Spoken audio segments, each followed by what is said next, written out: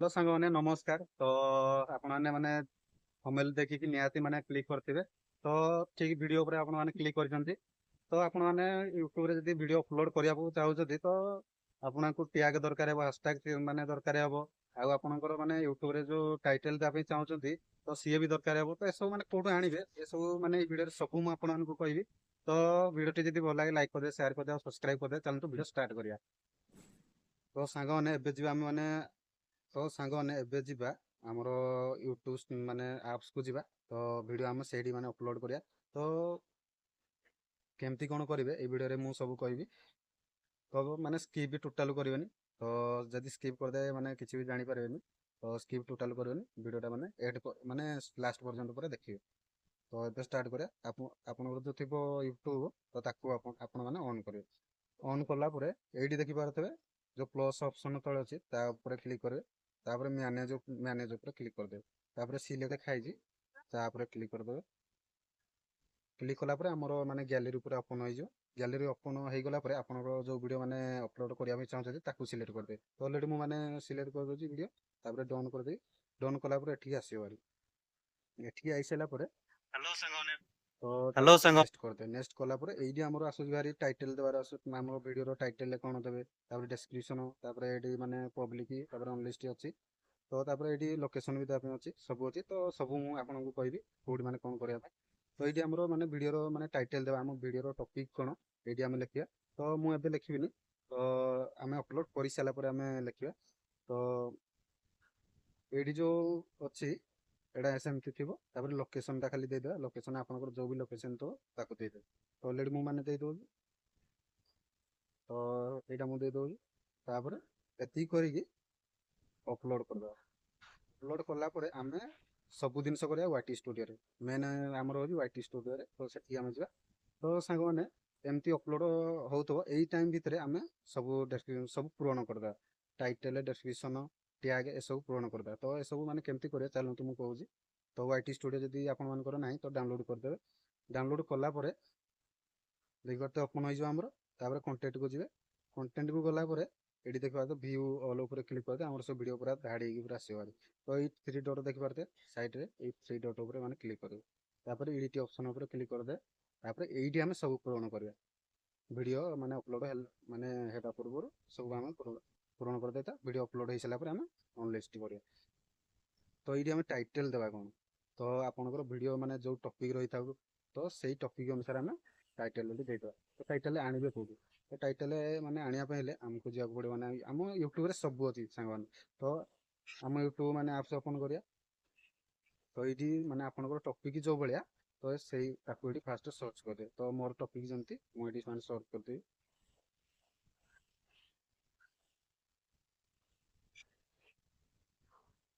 ତ ଏଇଠି ଦେଖିବା ତ ମୋ ଟପିକ୍ ଅନୁସାରେ ଉପରେ ଯେଉଁ ଆସିଲା ଭାରି ତ ତାକୁ ମୁଁ ସେଇଠି ଦେଇଦେବି। ତ ଭାବିନ ଏଇ ଟପିକ୍ଟା ଆସିଲା, ତ ଆକୁ ମୁଁ ସେଇଠି କପି କରିକି ସେଇଠି ପେଷ୍ଟ କରିଦେବି। କପି କରିଦେବି, ତାକୁ ନେଇକି ସେଇଠି ଆରାମସେ ପୁରା ପେଷ୍ଟ କରିଦେବି। ତ ଏଇ ଟାଇପ୍ର ବି ଆପଣମାନେ ଆପଣଙ୍କର ଭିଡ଼ିଓର ଟାଇଟେଲ୍ ଆରାମସେ ଖୋଜିପାରିବେ। ତ ଆକୁ ଭାବିନି ମୁଁ ଏତିକି ଖାଲି ଆପଣଙ୍କୁ ଜଣାଇବା ପାଇଁ ଖାଲି ଏତିକି ଲେଖିଦେଉଛି। ତ ଆପଣମାନେ ବି ଆହୁରି ଲେଖିପାରିବେ। ତ ଡେସ୍କ୍ରିପସନ୍ ବି ତାକୁ ଏଇଠି ତାକୁ କପି କରିକି ସିଲେକ୍ଟ ସବୁ କରିଦେବେ।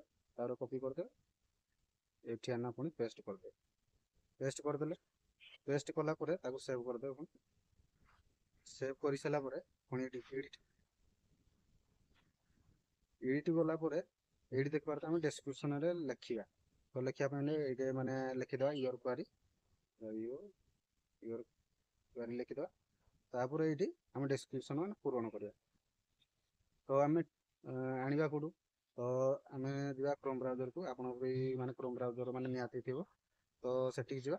ଏଇଠି ଆପଣମାନେ ସର୍ଚ୍ଚ କରିଦେବେ ରାପିଡ୍ ଟ୍ୟାଗ୍, RAPID ଟ୍ୟାଗ୍ ଏଠି ସର୍ଚ୍ଚ କରିଦେବେ। ଦେଖିପାରୁଥିଲେ ଲିଙ୍କ୍ ଆସିଲା। ସେ ଲିଙ୍କ୍ ଉପରେ କ୍ଲିକ୍ କରିଦେବେ। କ୍ଲିକ୍ କରିସାରିଲା ପରେ ଏଇଠି ଦେଖିପାରୁଥିବେ ତାର ୱେବସାଇଟ୍ ଆସିଲା ପରେ। ତ ଏଇଠି ଦେଖିପାରୁଥିବେ ୟୁଭି ଟ୍ୟାଗ୍ ଯେଉଁ ଲେଖା ହେଇଛି ତା ଉପରେ କ୍ଲିକ୍ କରିଦେବେ। ତ ଆପଣଙ୍କ ଯେଉଁ ଟାଇଟେଲ୍ଟା ଥିଲା ତ ଏରିଆକୁ ପେଷ୍ଟ କରିଦେବେ। ପେଷ୍ଟ କଲା ପରେ ସର୍ଚ୍ଚ ଉପରେ କ୍ଲିକ୍ କରିଦେବେ। ଦେଖିପାରୁଥିବେ ଏଇ ତଳେ ସବୁ ଆସିଲା ଭାଇ, ଯାହା ବି ଆମର ଟ୍ୟାଗ୍ ଥିଲା। ତ କପି ଟ୍ୟାଗ କରିଦେବେ। କପି ଟ୍ୟାଗ କଲା ପରେ ଏଇଠି ପେଷ୍ଟ କରିଦେବେ। ପେଷ୍ଟ କରିଦେଲେ ତ ଏଇ କମା ଗୁଡ଼ା ଦେବେନି, କମା ଗୁଡ଼ା ଏମିତି କାଟିଦେବେ। ତାପରେ ଏଇ କମା ଗୁଡ଼ା ଯେତେ ଅଛି ସବୁ କାଟିଦେବେ। ଆପଣମାନଙ୍କର ଯେଉଁ ଭିଡ଼ିଓର ଟପିକ୍ ଥିବ ସେଇ ଭିଡ଼ିଓର ଟପିକ୍ ହାସଟ୍ୟାଗ ଦେଇଦେବେ। ତ ଏଇଠି ମୁଁ ଦେଖିଦେବେ ହାସଟ୍ୟାଗ ଦେଇଦେବି। ତ ମାନେ ଭିଡ଼ିଓ ଟପିକ୍ ଅନୁସାରେ ମୁଁ ହାସଟ୍ୟାଗ ଦେଇଦେବି। ତ ଦେଖିପାରୁଥିବେ ଏଇ ଟାଇପ୍ର ଆପଣମାନେ ବି ହାସଟ୍ୟାଗ ଦେଇଦେବେ। ତ ଏଇ ଟାଇପ୍ର ମାନେ ହାସଟ୍ୟାଗ ଦେଇ ସାରିଲା ପରେ ତାକୁ ବେକ୍ କରିଦେବେ। ବେକ୍ କଲା ପରେ ଏଇଠି ଦେଖିପାରୁଥିବେ ଆମର ଯେଉଁ ଆସିଛି ଭାରି ଟ୍ୟାଗ। ତାପରେ ତ ଟ୍ୟାଗ ଏଇଠି ଦେଖିପାରୁଥିବେ ଟ୍ୟାଗ। ତ ଆଡ୍ ଟ୍ୟାଗ ଉପରେ କ୍ଲିକ୍ କରା। ତ ଆମେ ଯୋଉଟା ଯୋଉ ରାପିଡ୍ ଟ୍ୟାଗରେ ମାନେ ଟ୍ୟାଗ ବାହାର କରିଥିଲେ ତ ତାକୁ ଆମେ ଏଠି ଲେଖିଦେବା। ତ ଏଇଠି ଦେଖିପାରୁଥିବେ ମାନେ ଲେଖା ହେଇଛି ପ୍ରଧାନ ପାଟ ୱାଟରଫୁଲ୍ ଦେବଗଡ଼। ତ ଏଇଠି ଆମେ ଲେଖିଦେବା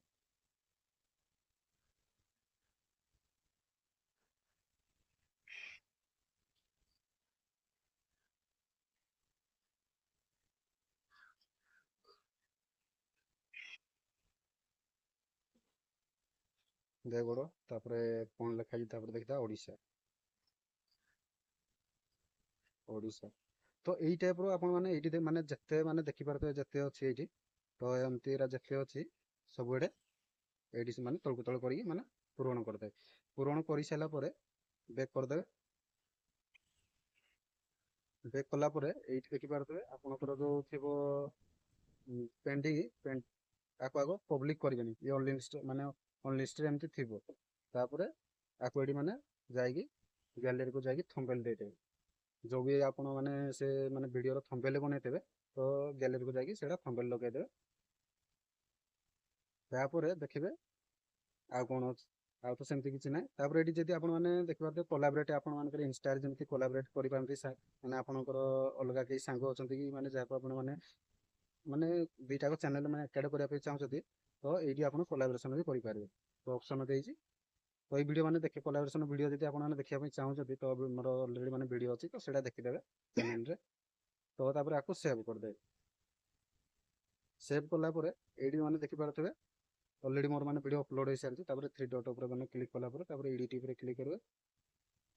ଏଡ଼ିଟ୍ ଉପରେ ଯେଉଁ କ୍ଲିକ୍ କରିବେ ଏଇଠି ଦେଖିପାରୁଥିବେ ଆମର ମୁଁ ତ ମାନେ ଏବେ ମାନେ ଭିଡ଼ିଓ ମାନେ ଅପଲୋଡ଼ କରିବା ପାଇଁ ଚାହୁଁନି। ତ ଆପଣମାନେ ଅପଲୋଡ଼ ମାନେ କରିବେ ତ ତାକୁ ପବ୍ଲିକ୍ କରିଦେବେ। ଏମିତି ପବ୍ଲିକ୍ କରିଲେ ସେଭ୍ କରିଦେଲେ ସେମାନେ ପୁରା ପବ୍ଲିକ୍ ହେଇଯିବ। ସବୁଆଡ଼େ ମାନେ ଭିଡ଼ିଓ ପଳାଇବ।